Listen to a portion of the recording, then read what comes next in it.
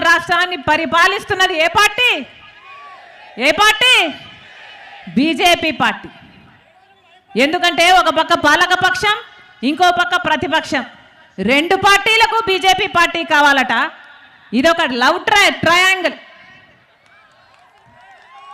రెండు పార్టీలకు BJP party కావాలట. బీజేపీ పార్టీ ఏమో ఇద్దరితో కలిసి డ్యూయెట్లు పాడుతుంది. ఎందుకు పాడదు?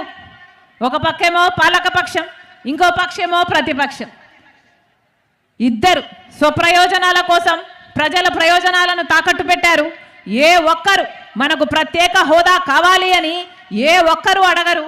మనకు పోలవరం కావాలని అని ఏ ఒక్కరూ ప్రశ్నించరు. మనకు రాజధాని కట్టాలన్న చిత్తశుద్ధి ఏ ఒక్కరికి లేదు. ఆఖరికి విశాఖ స్టీలు ప్రైవేటైజ్ అయిపోతుందో నాకు కూడా వీళ్ళకు చీమ కుట్టినట్టు కూడా లేదు. ఇలాంటి వాళ్ళకా ఓట్లేయాలి, ఇలాంటి వాళ్ళనా గెలిపించుకునేయాలి. ప్రజలందరూ ఆలోచన చేయాలి. ఈరోజు జగన్మోహన్ రెడ్డి గారు సిద్ధమని బయలుదేరారు. దేనికి సిద్ధం సార్ అని అడుగుతున్నాం. ఈ సిద్ధం అనే క్యాంపెయిన్కి 600 కోట్ల రూపాయలు ఖర్చు పెడుతున్నారు. 600 కోట్లంటే ఎంతో తెలుసా? ఎన్ని సున్నాలన్నా? ఎన్ని సున్నాలు? పదా? నిద్రపోతున్నారో లేదో అని చూస్తున్నా. 600 కోట్ల రూపాయలట. పబ్లిసిటీ పిచ్చి కానీ పట్టిందా జగనన్నకి అని అడుగుతున్నారు ప్రజలు. ఎక్కడ చూసినా సిద్ధం.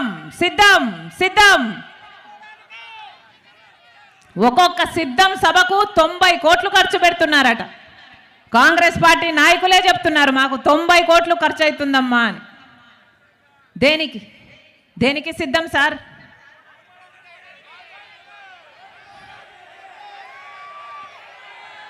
మళ్ళీ 8 లక్షల కోట్లు అప్పు చేయడానికి సిద్ధమా? మళ్ళీ బీజేపీ పార్టీతో అక్రమ పొత్తు పెట్టుకోవడానికి సిద్ధమా? మళ్ళీ ఆ బీజేపీ పార్టీకి మన ప్రత్యేక హోదాను, మన పోలవరంను, మన రాజధానిని, మన వైజాగ్ స్టీలను తాకట్టు పెట్టడానికి సిద్ధమా? మళ్ళీ పూర్తి మద్యపాన నిషేధం అని చెప్పి మహిళలను మోసం చేయడానికి సిద్ధమా? మళ్ళీ 2,30,000 ఉద్యోగాలు, ప్రభుత్వ ఉద్యోగాలు ఖాళీగా ఉన్నాయి, నేను వాటిని భర్తీ చేస్తాను, ప్రతి సంవత్సరము జాబ్ క్యాలెండర్ ఇస్తాను, మెగా డిఎస్సి 23,000 ఉద్యోగాలతో వేస్తానని చెప్పి యువకులను మళ్ళీ మోసం చేయడానికి సిద్ధమా? రైతులకు 3,000 కోట్లతో ధర స్థిరీకరణ నిధి ఏర్పాటు చేస్తామని చెప్పారు. మళ్ళీ రైతుల్ని మోసం చేయడానికి సిద్ధమా? దేనికి సిద్ధం? ప్రజలను మోసం చేయడానికి మీరు సిద్ధమైతే ప్రజలు మీకు బుద్ధి చెప్పడానికి, మిమ్మల్ని ఇంటికి పంపడానికి ప్రజలు కూడా సిద్ధం.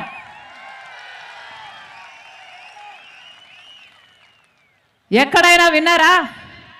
ఎవరైనా టీచర్ ట్రాన్స్ఫరో, పోలీస్ ట్రాన్స్ఫరో, ఒక ఉద్యోగస్తుడు ట్రాన్స్ఫర్ గురించి విన్నారు? ఇలా వైసీపీ పార్టీలో ఒక క్యాండిడేట్ ఒకవైపు నుంచి ఇంకొక ప్రాంతానికి ట్రాన్స్ఫర్ విన్నారా? క్యాండిడేట్లను ఒక ప్రాంతం నుంచి తీసుకెళ్ళి ఇంకో ప్రాంతాల్లో పెడుతున్నారు. విన్నారా ఎక్కడైనా? ఏం చేస్తాం? కలికాలం. మొన్నగా అన్నని అడిగాను, ఏమిటన్నా ఇలా నాన్ లోకల్ అవుతాడు కదా, ఒక క్యాండిడేట్ని తీసుకొచ్చి ఇంకొక చోట పెడితే ఎలా ఓట్లు వేస్తారన్నా అని అడిగాను. ఎందుకు చేస్తున్నారన్నా, ఎట్లా వర్కౌట్ అవుతుంది అని అడిగాను. అంటే ఆయన ఏం చెప్పాడో తెలుసా? ఏం చేస్తాం తల్లి, ఇప్పుడున్న క్యాండిడేట్లేమో మాఫియాలు చేశారు, ల్యాండ్ మాఫియా, లిక్కర్ మాఫియా అని బ్రహ్మాండంగా సంపాదించుకున్నారు. ఇప్పుడేమో ఆ క్యాండిడేట్లకి అక్కడ అసమ్మతి ఉంది, అక్కడ ఓట్లేసే పరిస్థితి లేదు జనాలలో. కానీ ఇప్పుడు ఆ క్యాండిడేట్లకు మేము టికెట్ ఇవ్వకపోతే ఆ క్యాండిడేట్ ఇంకొక పార్టీలో చేరతాడు, ఆ డబ్బు ఖర్చు పెడతాడు. మాకేమో డబ్బు కావాలి, క్యాండిడేట్ అక్కడ నిలబడకూడదు. మరి ఏం చేస్తాం తల్లి, ఆ క్యాండిడేట్ని తీసుకెళ్ళి ఇంకో చోట పెడుతున్నాము అన్నారు. అంటే ఒక చెత్తని ఇక్కడ నుండి ఇంకో చోటికి తరలించినట్టు వైసీపీ అభ్యర్థులని ఒక చోటు నుంచి ఇంకో చోటికి తరలిస్తున్నారన్నమాట. ఇది ఎక్కడ విడ్డూరం? ఏం జరుగుతుంది మన రాష్ట్రంలో? ఎక్కడ చూసినా మాఫియా, ల్యాండ్ మాఫియా, ఎక్కడ చూసినా మైనింగ్ మాఫియా, ఎక్కడ చూసినా లిక్కర్ మాఫియా, పూర్తి మద్యపాన నిషేధం అని చెప్పాడు జగనన్న గారు. జరిగిందా? ఏమన్నా జరిగిందా? పూర్తి మద్యపాన నిషేధం చేయకపోతే అసలు నేను ఓట్లే అడగను అన్నాడు జగనన్న గారు. పూర్తి మద్యపాన నిషేధం నా మేనిఫెస్టోలో పెట్టాను, నాకు మేనిఫెస్టో బైబిల్, ఖురాను, భగవద్గీతతో సమానమని చెప్పాడు జగనన్న గారు. అయిందా మద్యపాన నిషేధం? మద్యపాన నిషేధం కాలేదు కదా.